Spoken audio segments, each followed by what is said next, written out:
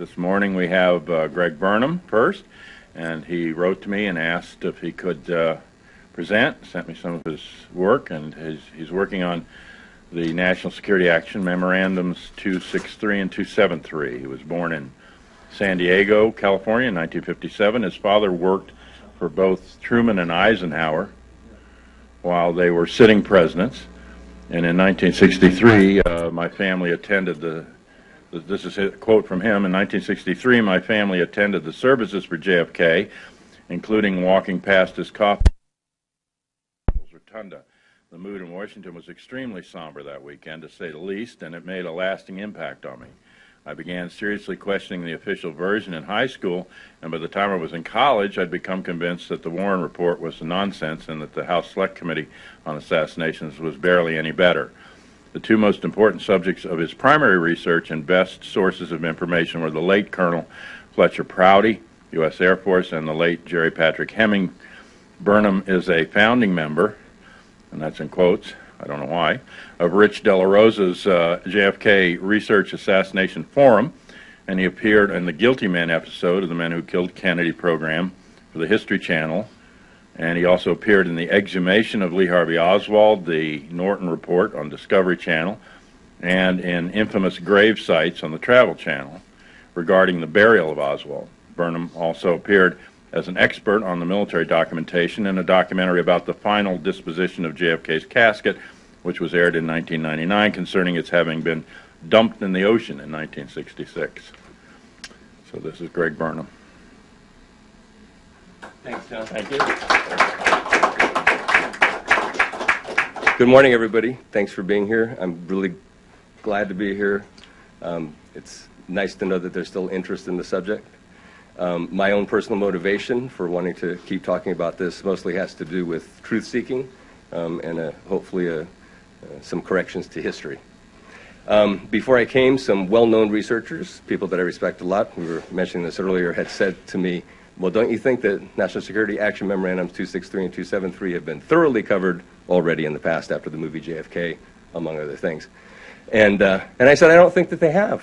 And sure enough, you know, we get here to town, one of the first things that happens is people start asking me about these documents. Are you sure Kennedy was pulling out of Vietnam? So I think it is something that maybe we still do need to talk about a little bit more. So anyway, to kind of move on to the chase, we're going to talk about Vietnam policy. We're going to talk about specifically the 1963 era, although this goes back many years. Vietnam started for us in 1945, for those of you who are not aware of that. But let's just go back to the early 60s. I'm going to speak a little bit quickly because there's not a lot of time, and I want to leave some time for some questions. Anybody here okay? Okay, thank you. A couple things I want to mention is exactly when JFK decided that our involvement in Vietnam is really an unknown, okay? So I'm not going to try to go back and nail exactly when he came to that conclusion because I don't think that we can get there from here. But what we can establish is some timelines of the fact that he really had come to that conclusion, and we can establish some of the landmarks that indicate that. One early landmark, and depending on how you look at it, but an early one in 1963 happens to come from a very unique source. It's an individual named Marjorie Alice Cooley Judge, who just happens to be John's mother. That was her whole name. And the researcher. And John's mother worked for 30 years in the Pentagon, from 1943 to 1973. But by 1963, she'd already been there for 20 years. She retired at GS-13 in 73, one of the highest paid women in the Pentagon. Her job was a manpower analyst. She worked directly for the Deputy Chief of Staff for Personnel. Her job was to project 5 years into the future what was going to be needed for call-ups for draft, right? Attrition numbers for different wars that we were in. So she needed to nail these numbers, and she was expected to be very, very, very close. In the 20 years previous to 1963, she had never, ever been told to change her projections, not even one time in 20 years. But in April of 63, she got an order that came from the president that said change the projections, and those projections were consistent with a complete withdrawal from Vietnam by the end of 64, not 65, 64. The documents I'm going to show you are going to focus on 65 for the most part, but it's important to note that Kennedy wanted out by the end of 64. This is not the only source. We have numerous sources, including Fletcher Prouty, okay? Prouty makes a distinction that Kennedy said all personnel out by the end of 65. But apparently, in Vietnam at that time, for most of us, people don't realize there were 16,500 approximate Americans there. The majority of those were connected to the Central Intelligence Agency, no matter what uniform they looked like they were wearing. So if in 64 he wanted all troops out, that may be what we're talking about here. The remainder of the personnel are ordered out by the end of 65. Okay? To backtrack a little bit so people know where this all came from, on September 6th, 63, two gentlemen were deployed by Kennedy to go to Southeast Asia to take a tour of Vietnam, to a fact-finding mission, two men. One guy was Major General Victor Krulak, who was known as Brute, U.S. Marine Corps. And the other gentleman was a guy named Joseph Mendenhall, who was a senior Foreign Service officer. They both went to Vietnam for 4 days, fact-finding whirlwind mission. When they came back, Kennedy made after hearing the report, he made a comment, "You guys both visited the same country, didn't you?" Okay, because that's how opposite their reports were. So Mendenhall was very pessimistic about it. Krulak, on the other hand, was very optimistic. He said the war effort was going well and we should be able to get out. Based on what we know from April of 64 and 63 and other things, if we assume for the sake of this conversation that Kennedy at that stage was definitely committed to getting out of Vietnam, for the sake of conversation, we know that he kind of disregarded Mendenhall's analysis and he kind of went with the Krulak analysis. Kennedy wasn't a dumb guy. Okay? He knew that he was going to have a lot of trouble with the hawks in the Pentagon, with the hawks even in the White House and the State Department, and the Central Intelligence Agency, among others. So one of the things that was necessary is for him to get a recommendation from his military that he could approve in order to get out. That's the way, politically, to make it look better. So he doesn't look like such a dove. Like he's not easy on communists. After all, it came from his top brass. So he can't really go on this report from Mendenhall and Krulak because they're at odds. So what does he do instead?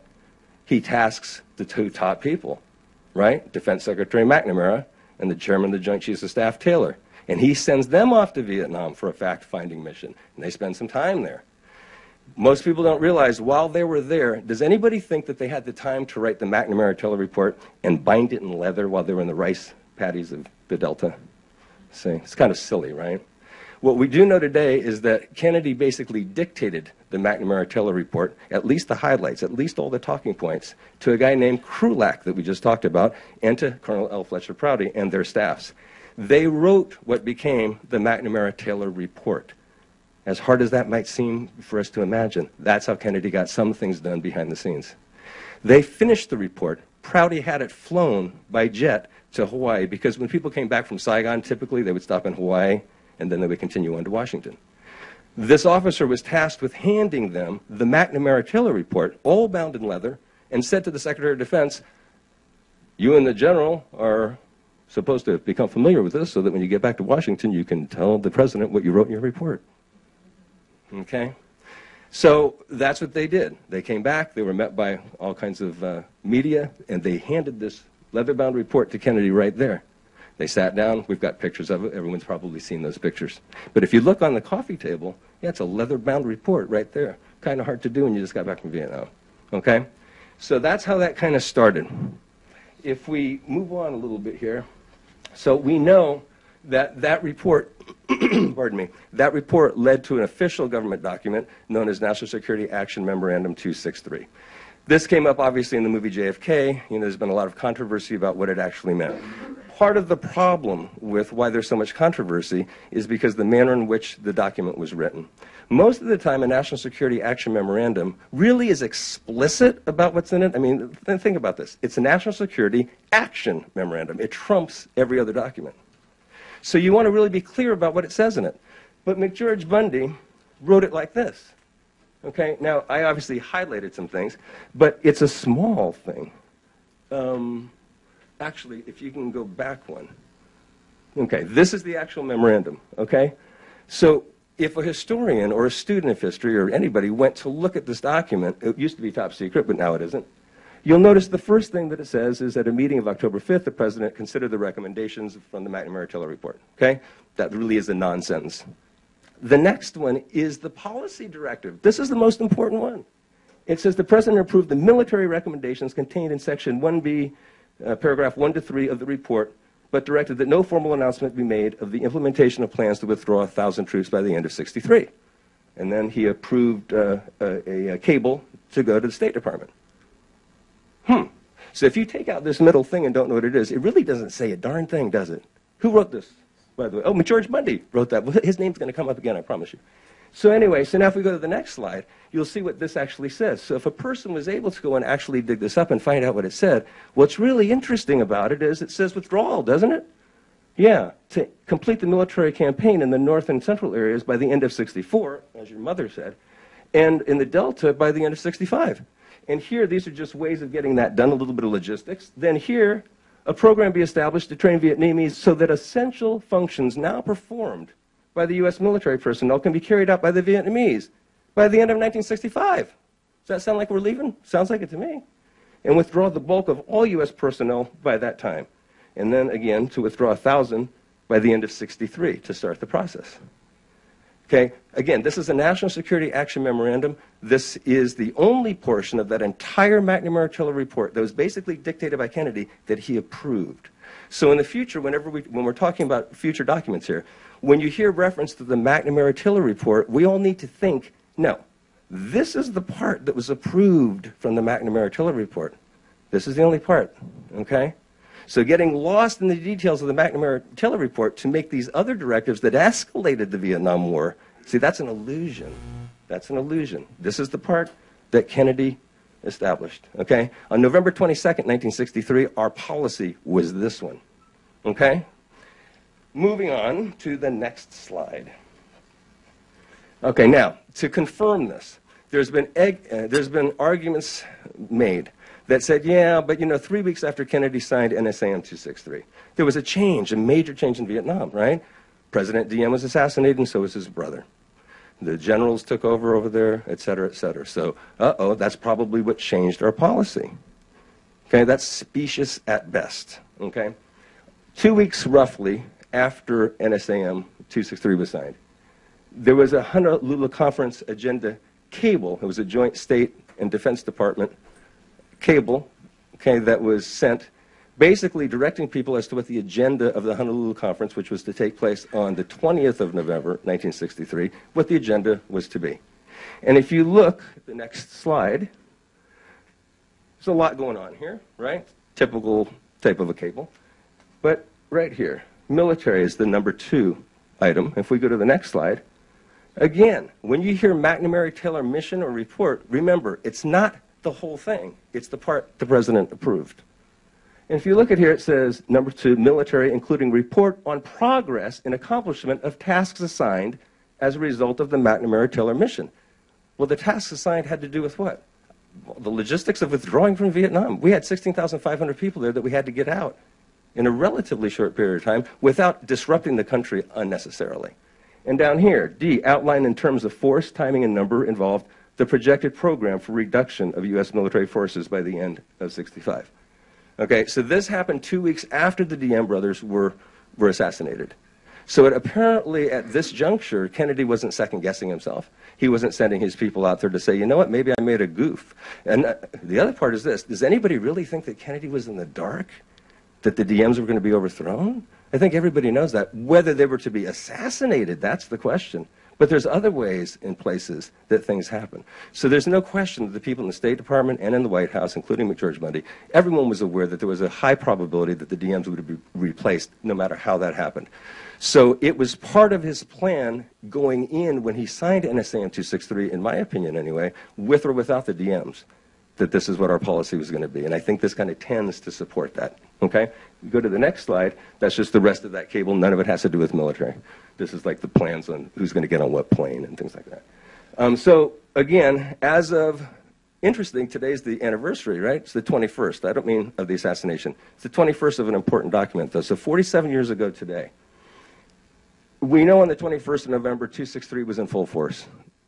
We know that it was total withdrawal. We also know that there was a document called NSAM 273.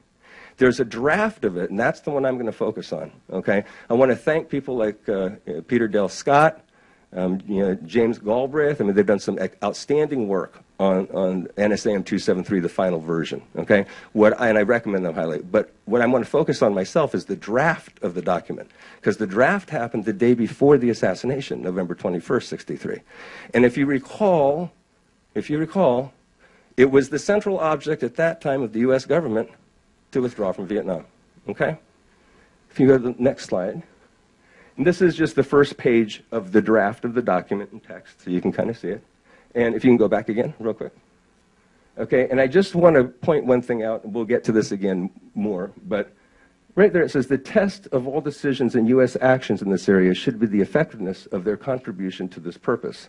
You can move on to the next one. See, because if you didn't read the rest of that, you kind of think, right, unit to withdrawal. Right? On the 21st of November, Kennedy was alive. That was his last orders. But the first sentence of the document, very first, says this: the President has reviewed the discussions in South Vietnam which occurred in Honolulu and has discussed the matter further with Ambassador Lodge. Well, gee, this was the 21st of November, folks. He was in Texas. I mean, he flew on Air Force One with Jackie on the 20th. They had their conference on the 20th and part of the 21st. And McGeorge Bundy wrote this document the evening of the 21st. Kennedy was on a tight trip here. You guys all know that. We're all researchers, right? A very tight schedule. He spoke in a meaningful way about the Honolulu conference, I guess over the phone, and said, I'm changing my mind. I'm not buying that for a second. Okay, but that's what we're to believe. So you move on here. We can confirm something else from the Gravel edition of the Pentagon Papers. The meeting, this is referring to the Honolulu conference, ended inconclusively after Ambassador Lodge had conferred with the President a few days later in Washington. And the White House tried to pull together some conclusions and offer some guidance for our continuing and now deeper involvement in Vietnam. This all happened in one day? Well, that's just kind of an amazing thing to me. But we know that the first and only president that conferred with anybody about the Honolulu conference was LBJ. It's absolutely not in question at this point. So I have, just an interesting maybe aside. We have two different presidents. They're both at odds with each other. I mean, the Vice President of the United States, Johnson, and Kennedy, I mean, come on. They didn't see eye to eye on most things, right? They butted heads all the time. Yet McGeorge Bundy writes a document that he just nails for the guy coming in. Isn't that kind of interesting? Barely a change to it. We'll talk about the changes he made a little bit. Peter Del Scottigan's done a great job with that, so has Kenneth Galbraith, but just an amazing, he's psychic. Okay, so if we move on to the next one. The first sentence, getting back to this one, it remains the central object of the United States and South Vietnam to assist the people and government of that country to win their contest against the externally directed and supported communist conspiracy. Does that sound like withdrawal to you? See, on the November 21st, Kennedy's policy was not to win the contest against them. That was over. We were moving out. We were going to switch things over. So somebody knew something, it seems to me, on the 21st. The test of all decisions and U.S. actions in this area should be the effectiveness of their contribution to this purpose. So now McGeorge Bundy has made the winning of the contest against the conspiracy, the communist conspiracy in Vietnam, the way that you measure literally everything else that's done in government regarding this issue. And that just seems to me like a major policy change before the fact. Can we go to the next slide? Okay. The New York Times came out on the 21st. Actually, it was dated the 20th, but I think it hit the stands the 21st. The New York Times, this came from microfiche from Fletcher Prouty. And if you go to the next slide, since we can't read that too well, and I just kind of highlighted a few points. So again, this is the day right after the conference, or actually the 20th, so the day of the conference, right after it. And I'll just skip ahead to the department spokesman reported tonight an encouraging outlook. They said the United States had already established excellent working relations with the new Vietnamese government. So that kind of throws out the idea that everybody was so scared because the DMs were gone. Now we have an excellent relationship with them, according to this. And these were the assessments emerging tonight from the administration's first full-scale review of the Vietnam situation since the military coup in which DM was killed.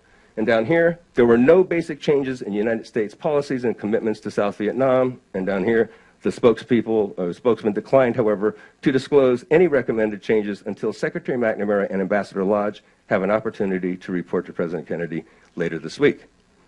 Okay? So, yeah, sure, there are going to be some changes. Sure, to implement policies, yeah, you make changes. Do you reverse policy without talking to the President first? You wouldn't think so. The next slide goes to the Foreign Relations of the United States. This is a State Department document. So I said to myself, you know what, maybe I'm just missing something. Maybe there's stuff in the record that shows that they actually discussed Vietnam. And they actually discussed withdrawing from Vietnam and said, no, that's not going to work. And they had all these great reasons why, and they were going to come back and they were going to tell it to Kennedy. And McGeorge Bundy wrote 273 with such confidence that he knew Kennedy was going to sign something that we all know Kennedy never would have signed, but the force of those conferences changed his mind too. Okay, what if that was the case? So you try to find the notes from the Honolulu conference, kind of hard to do. If you get to the Foreign Relations of the United States version, right, which is, there's only 3 paragraphs, by the way. There's 16 pages memorialized there. 16 pages in the Foreign Relations of the United States. But there's only 3 small paragraphs. They look big here because I blew them up. There's 3 small paragraphs that mention anything about the Taylor-McNamara report. If you recall, when we hear that, it means withdrawal. And anything about withdrawal in it. 3 small paragraphs. And when you read them, well, they seem to be consistent with withdrawal to me. You know, first, as regards to all U.S. programs, military, economic, psychological, we should keep before us the goal of setting dates for phasing out U.S. activities and turning them over to the Vietnamese. The next, the date mentioned in the McNamara-Taylor statement of October 2 on U.S. military withdrawal had and is still having a tonic effect. So the Vietnamese seem to be kind of enthusiastic about taking over the effort themselves. Accomplishment of tasks assigned as a result of the McNamara report. I'm sorry, I should have bolded all that. Prospects and measures proposed by country team for improved prosecution of the war under the new government, including progress in accomplishments of tasks assigned as a result of the McNamara-Taylor mission.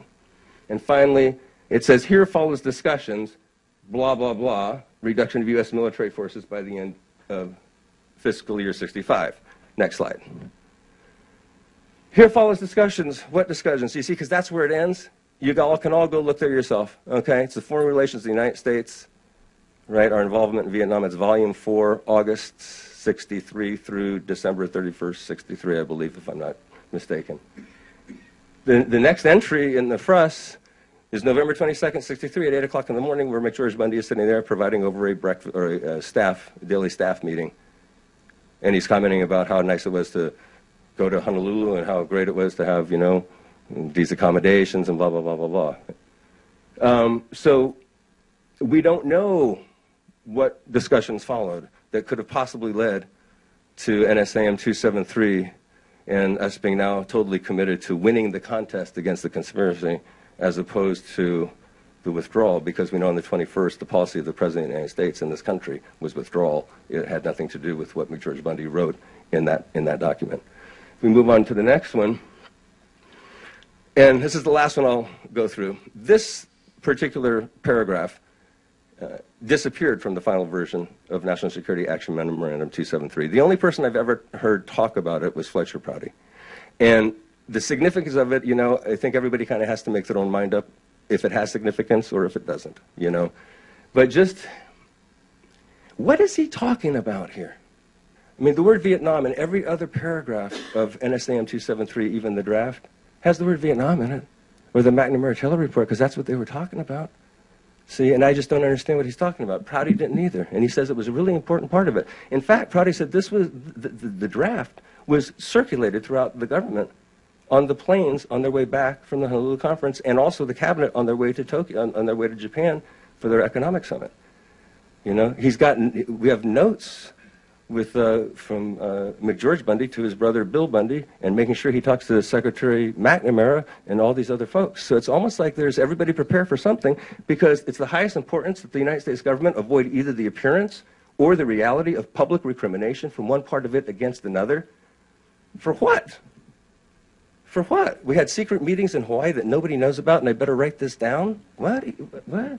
And the President expects that all senior officers of the government will take energetic steps to ensure that they and their subordinates go out of their way to maintain and to defend the unity of the United States government both here and in the field. Gee, it sounds like we're going to have a coup d'etat. Sounds like to me. Now, that's just my interpretation. Maybe it didn't mean that at all.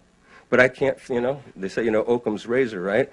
You know, simple explanation, preferable to the more complex, as long as it's adequate to the evidence.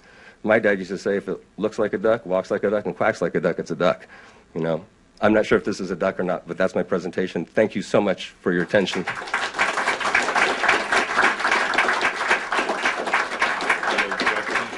if everybody had any questions as well.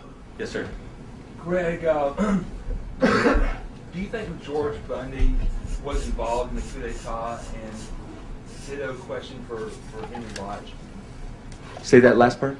Same question for Henry Cabot Lodge. Oh, you know, those are tough questions for me to answer, to be honest with you. Can you repeat the question, please? Yeah, his question basically was, do I personally think that McGeorge Bundy and or Ambassador Henry Cabot Lodge were involved in the quote-unquote coup d'etat?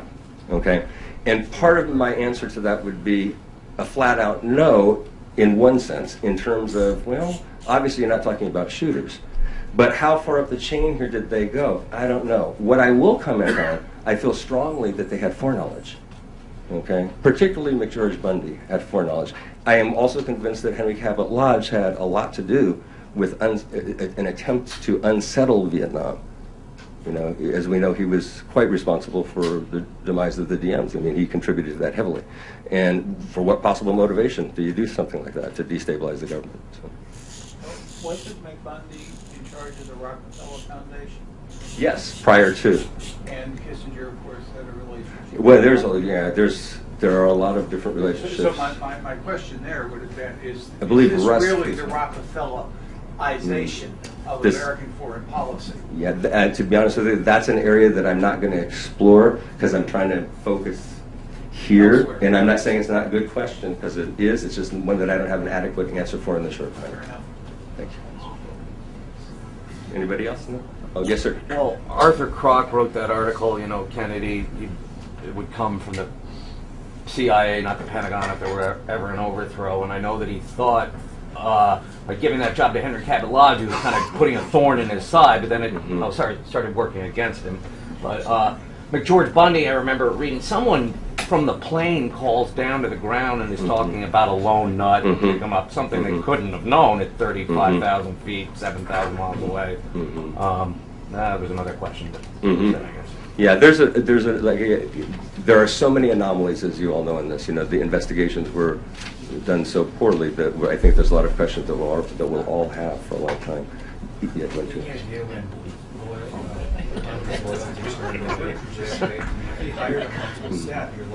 Yeah.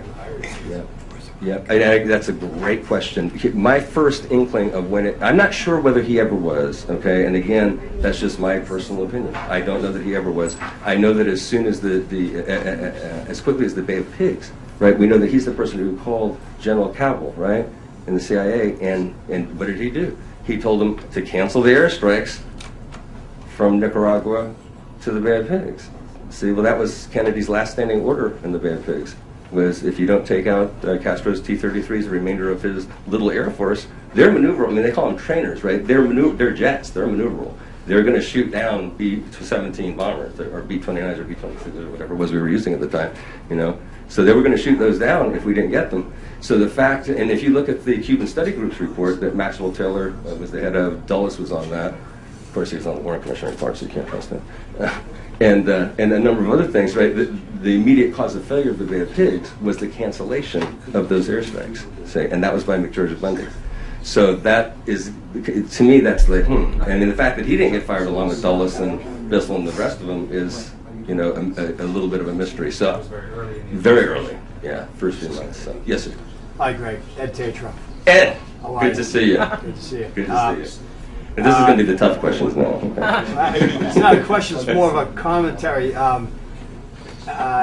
Even I don't remember now because it's so many years ago, but when I received the rough draft of 273, I pursued the libraries about it.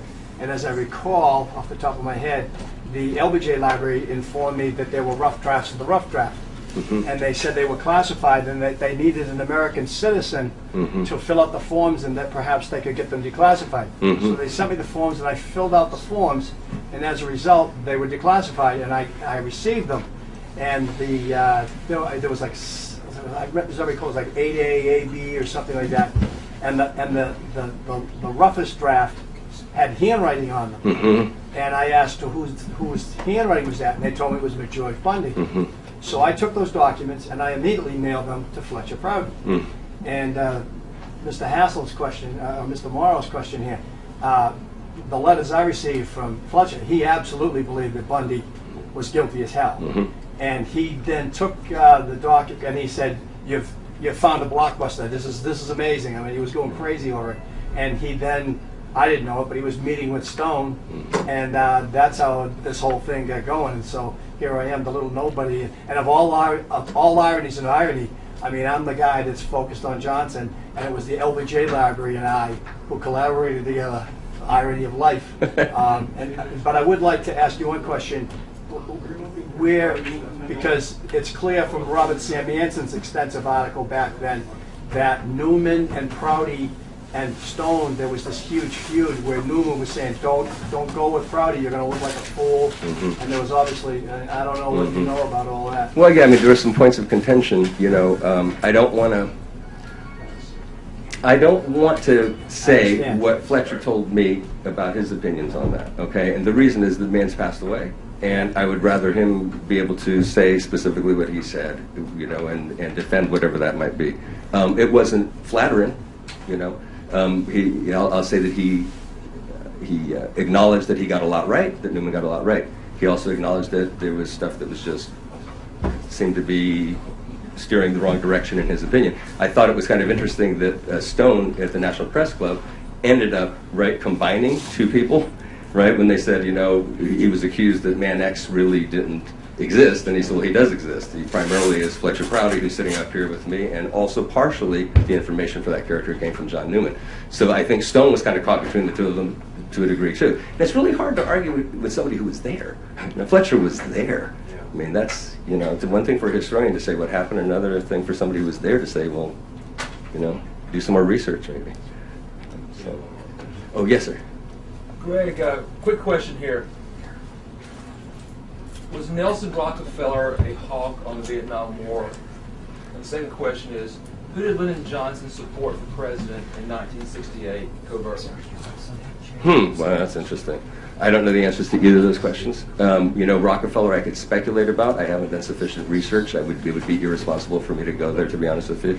I wouldn't be surprised if he was, you know, but I don't know. The second part of your question was... Who did Lyndon Johnson support for president covertly in the spring of 1968? I think Fidel Castro. Nelson Rockefeller, according to Robert Dalek's book. Okay, well then you knew the answer to that question. All right, thank you, John. Thank you.